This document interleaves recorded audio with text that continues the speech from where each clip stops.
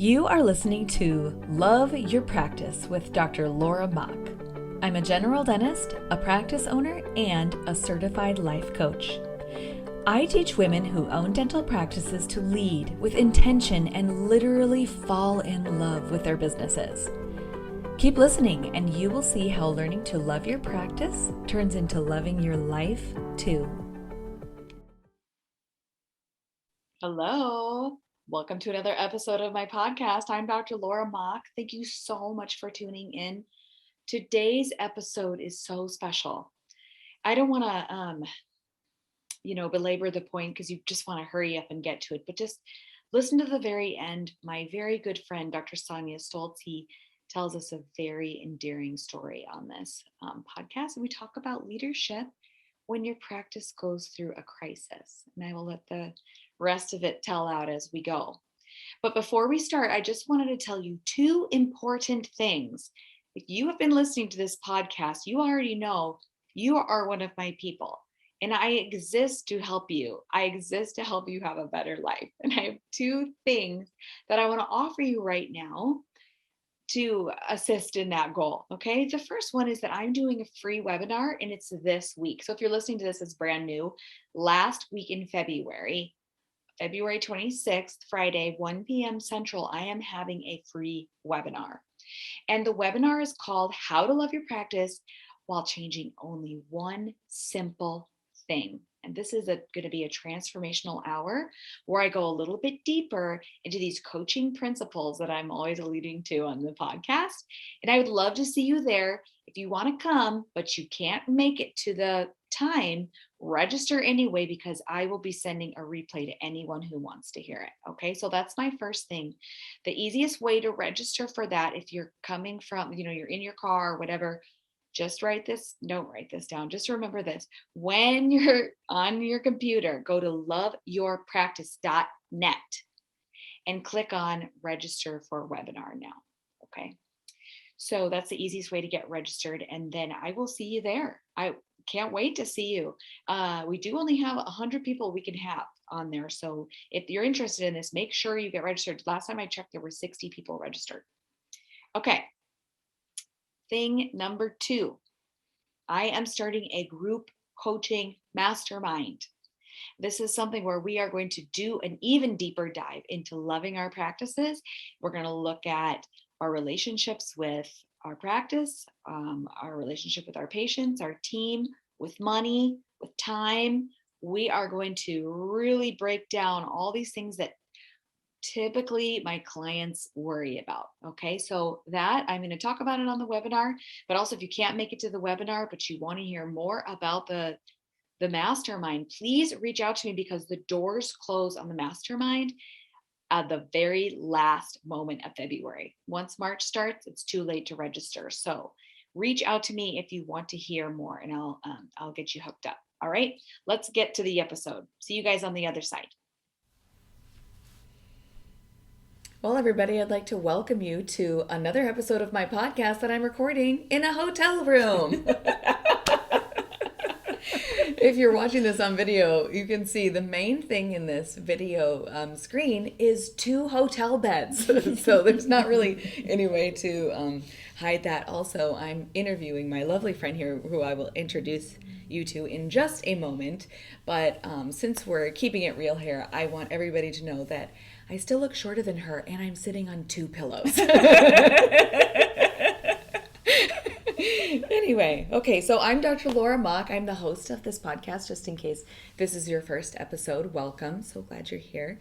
And I am here today in person.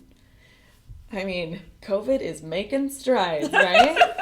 With the lovely Dr. Sonya Stoltze, who is also a general dentist. And Dr. Stoltze and I have known each other since 2003. Mm-hmm. We were gross anatomy partners freshman year. Yes. Yeah, so we shared a cadaver with 2 other people and we learned a lot. Thank you to that person. And now I have been wanting to interview Dr. Stoltze ever since I started this podcast. And she's been instrumental in my development as a coach and a podcaster. and also has a very inspiring story that I feel like all of you, my listeners, deserve to hear.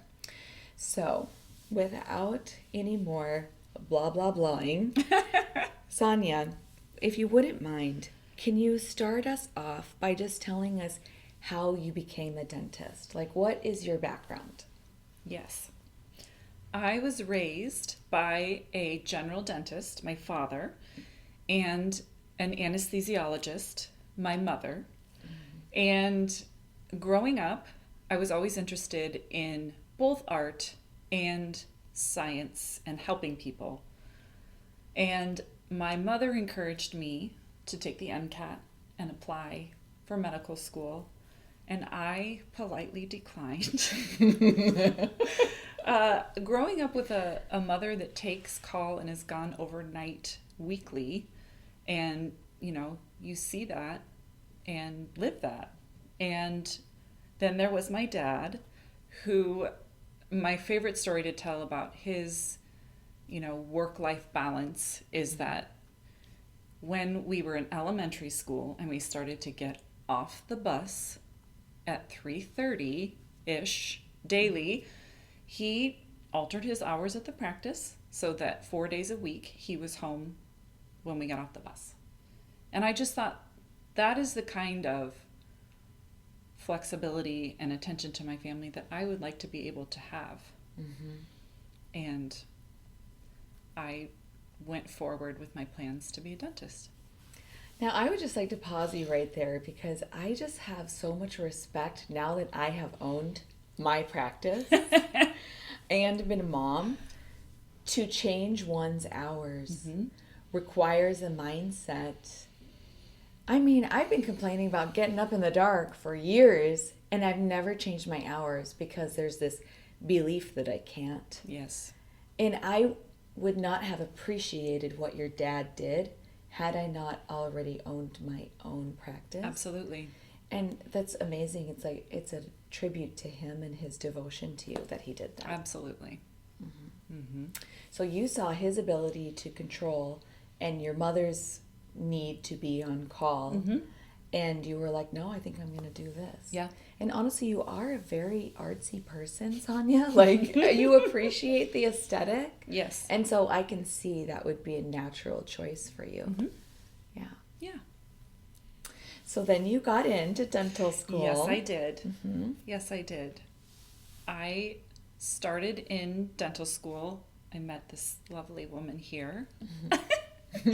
And we made it through, right? Yeah, and we had expectations, didn't we? Yes.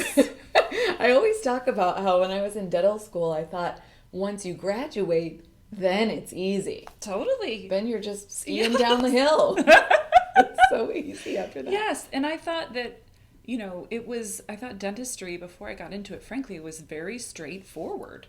I did. Yeah. And, they talked about the business of dentistry and working with a team here and there during dental school. But wow, did we not have any idea? We didn't. I was like, oh, that's nice. There's a business involved. Yes. Yes. Yeah.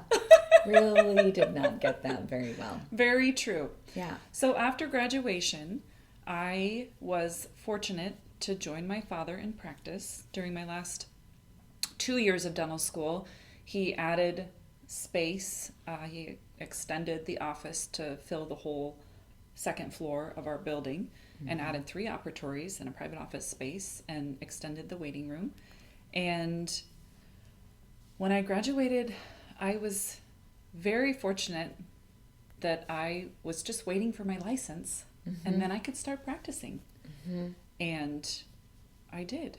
And we practiced together for 8 years. He was there as my mentor, and he, as soon as I got there, he said, okay, now you can take over all of this HR stuff. It just makes me giggle now. And I thought, oh, perfect. Yay. I'm right? the leader. Yeah. And I did payroll and I balanced the books. And, as a new associate, my schedule wasn't completely full. And so I learned about the business here and there and would come to him with questions. And he was the kind of guy that just, I would ask him, like, what do you think about this? And he'd be like, what do you think about that? Or one of my favorite things that he would say would be, well, Sonya, you got to know. And that really sometimes irritated me. I'm like, but Dad, just tell me. What do you think I should do here? But, looking back on it, I'm grateful for all of those moments because it did help me to, I guess, prepare, even though I wasn't expecting to prepare for what happened. Right. Yes. Because here you were, and you had slipped into this sort of like easy transition where there was very little pressure on you. And I was welcomed. And you had all the support, Yes. people who had watched you grow up, and Yes. now you were in the practice, and the patients were like, sure, you're Very Dr. true. Stoltze's daughter. Yes, So I had worked there as an assistant before going to dental school. Yep. Yeah, I knew a lot about the practice before I even became a dentist there. So, Yes. Yeah. yeah. And so then what happened? Well, in 2015, right after I got back actually from the Chicago Midwinter Dental Meeting, my dad was diagnosed with stage 4 cancer. And during the time when I might cry. That's okay. Okay. During the time between when we started to find out what was going on and he had his diagnosis, it was a span of about a week. And we kind of worked around his need to be at appointments during that time. And then he never came back to practice. Wow. That was it. He was gone. Yeah. And he battled for 8 months, and we lost him that November. That's a really quick timeline. Yeah, it was horrible. I'm so sorry.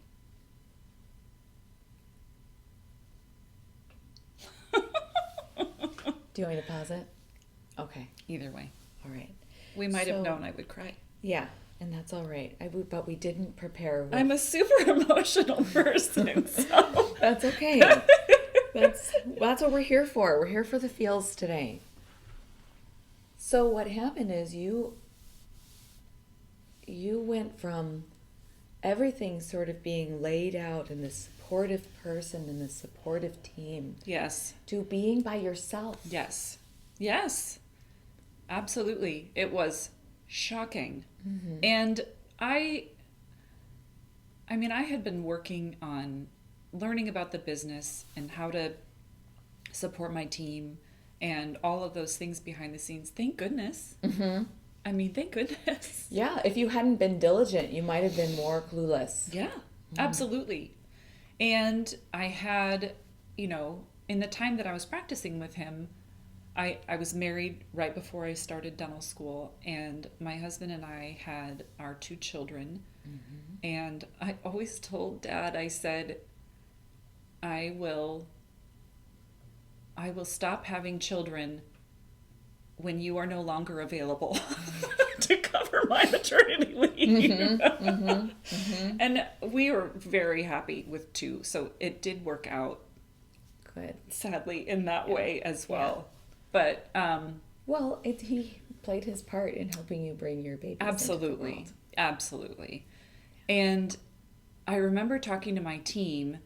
I did have to text them the news of his diagnosis. I had to text because I couldn't speak the words. Right. And they were wonderful. People at their core, I believe, are amazing. Yes. I think that they can put on armor and play roles where less amazing things can happen. But people at their core are amazing. And this was an opportunity for me to get really real. There was no escaping the fact that, for 6 months, because our recare system is such that people come about every 6 months. Mm-hmm. For 6 months, every single day, I was navigating a patient finding out for the first time with that first moment of raw emotion. That. Yeah. And I don't know. I don't know what other career path that would have been so for. So acute. It was very So and over yes. and over. And he started practicing in Ames in 1977. Mm-hmm. So we graduated from dental school 30 years apart from each other, which I always thought was really fun. And he had patients, and I love this. I have patients now that knew my father longer than I did. Because they were his patients before I was born. How cool is that? Yeah.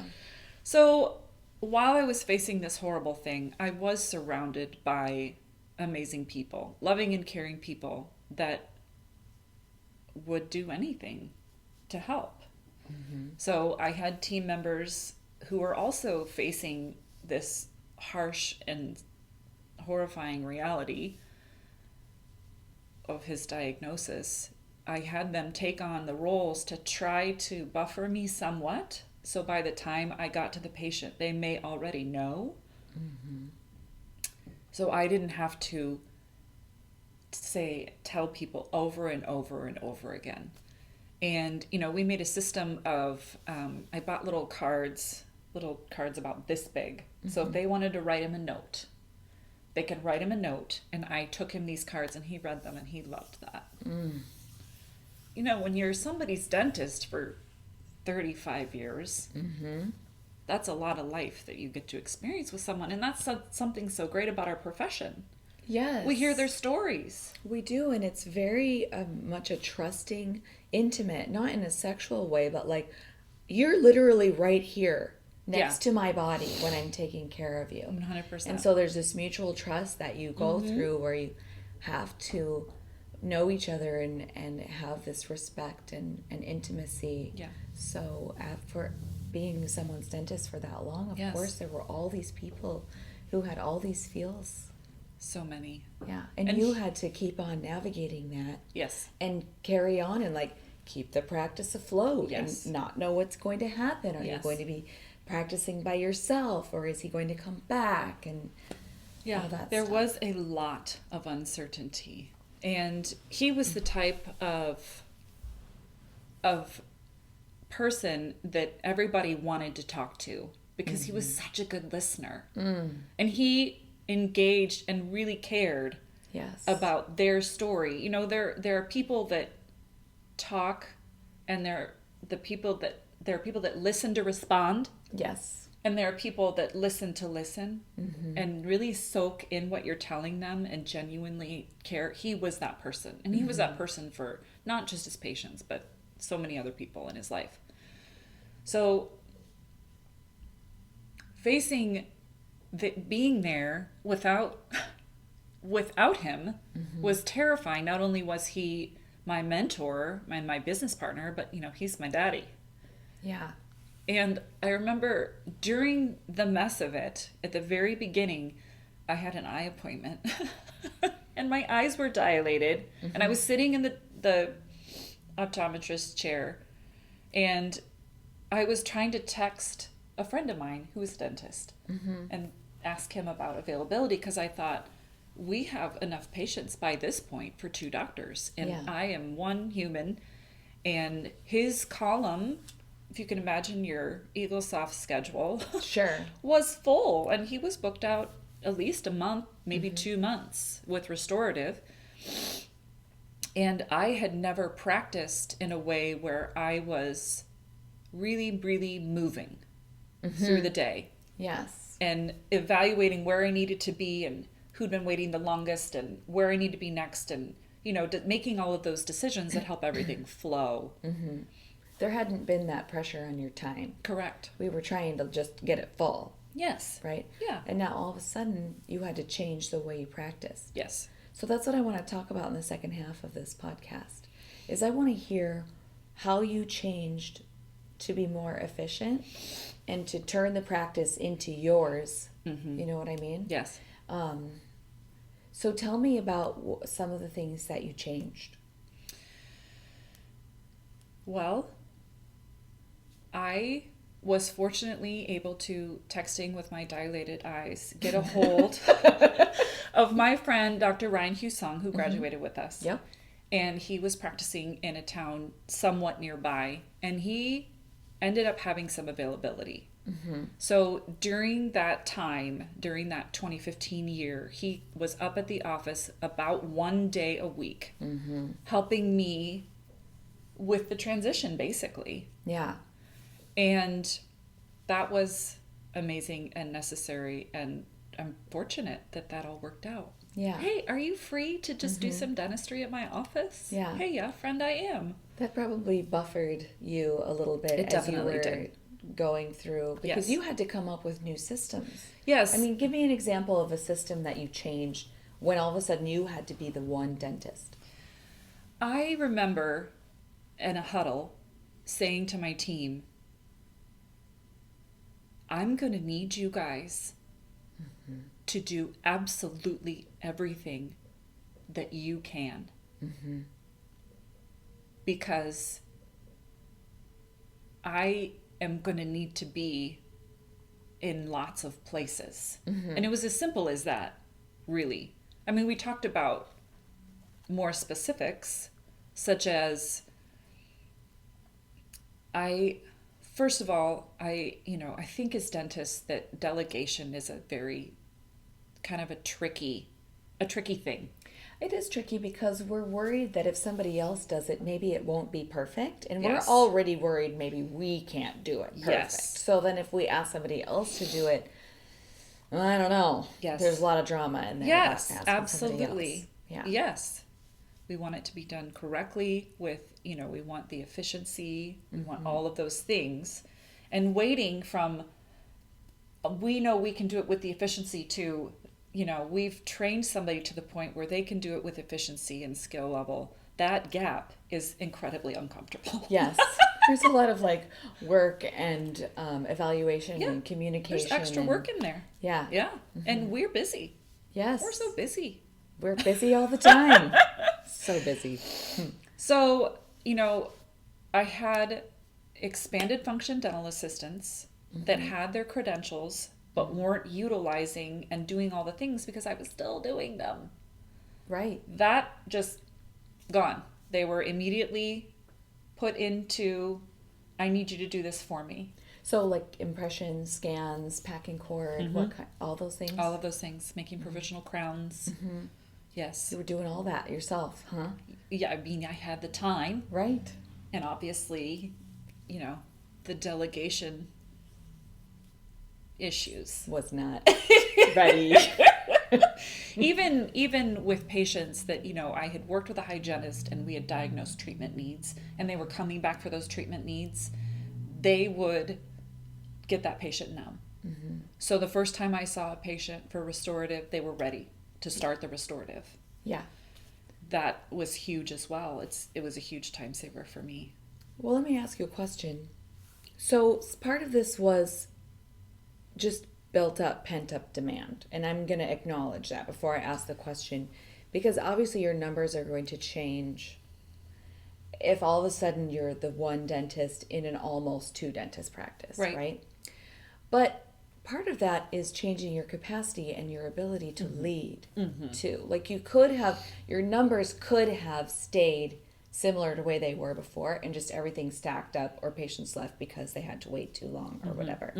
So just let me know, how much did your numbers change in a percentage basis from before your dad got diagnosed to once you had gone through that process of getting everybody trained to do what they legally could? That's a great question. I'm grateful I was working with a practice management consultant and I had access to all of that data because it had been being compiled while I was working side by side with my father. So Yeah. I had apples to compare to apples. And once we had transitioned and I had been... Dang it. Just a sec, guys. We got interrupted. But now we have coffee. Okay. So I'm just going to bring us back into where we were.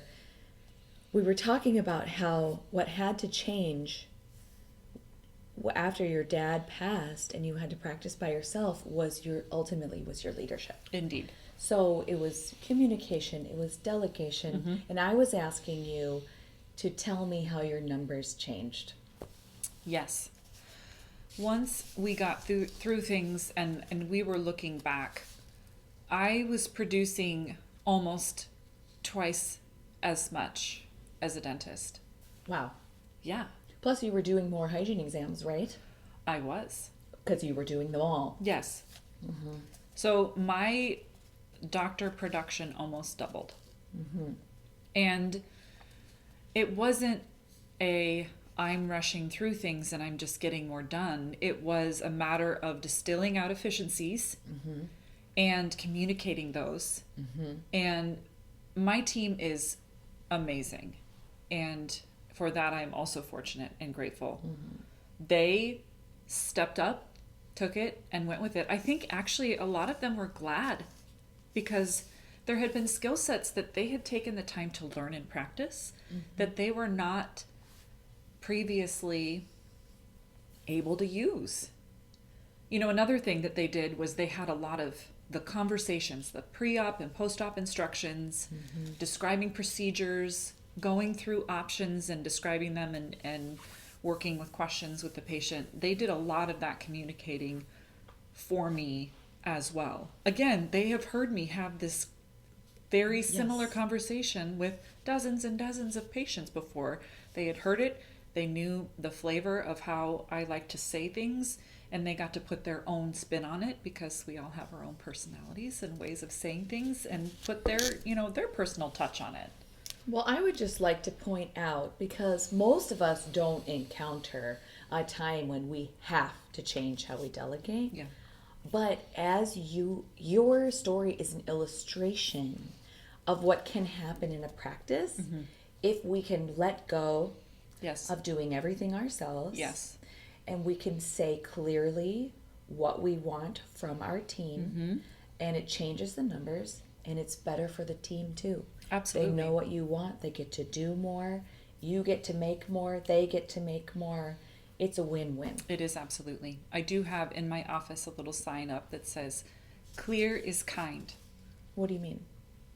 When you are clear about what you wish, that is a kind way to let somebody know, rather than skirting around the issue, not letting them know, Yes. and then resenting them for not doing what you wanted.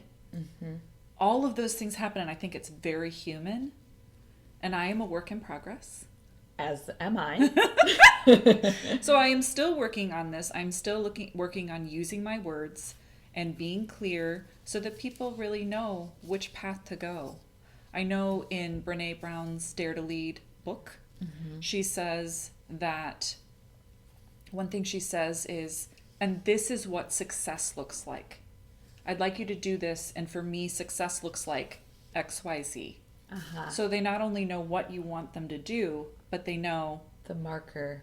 for success. Yes. And how clarity is beautiful. It is. Yes. Yeah, this is such a good illustration of what can change. And for you, you had to. You had to be vulnerable. You had to distill it all down to actually, I need you to do this. Yes. And that took away all the excuses and the drama that your brain might have given you as reasons not to say what you wanted. 100%. Because you didn't have that option anymore. No. And we can all learn from that, because what happened is you kind of got forced into it, but we can copy that and work on our clarity and our ability to delegate and our ability to give our team concise instructions that allow us to produce more. That's why Absolutely. I wanted you on this. So ladies, this is my message to you. Take the example of this rock star over here and find out what you can delegate to your team. What could you be doing to produce more without working harder, and let your team do more of what needs to be done. Do you have any final words that you want to say about your practice or your team or your dad or anything? I would say, in a way, the delegation and being clear, you are not only doing good things for your business, but your team member, as a person that works in your office, their pride, their engagement, and their ability to feel like they are really a part of things also elevates, which is lovely. So we can not only be, I mean, how many hats do we wear really as dentists? I haven't even counted mothers them all, I'm and not sure. spouses and all the things. But on top of that, we are helping to develop not only skill sets, but also pride in other people in their own work. Yeah. How lovely is that? Yes. Because what you're talking about is helping the people around you develop into their best Yes. selves, which is job satisfaction. Yes. Which is good for the practice and good for you and good for your employees and their families. Absolutely. Boom. We just solved everything. Cheers. Cheers. Thanks everybody for listening to this episode. I hope to see you on the other side. Bye-bye. Thank you for listening to Love Your Practice with Dr. Laura Mock. I would love to meet you. To join our movement, find the Facebook group called Love Your Practice and request to join. If you can't find it, just send me a message and I'll add ya. You'll find me there helping all of my ladies to fall in love with their businesses and have a better life.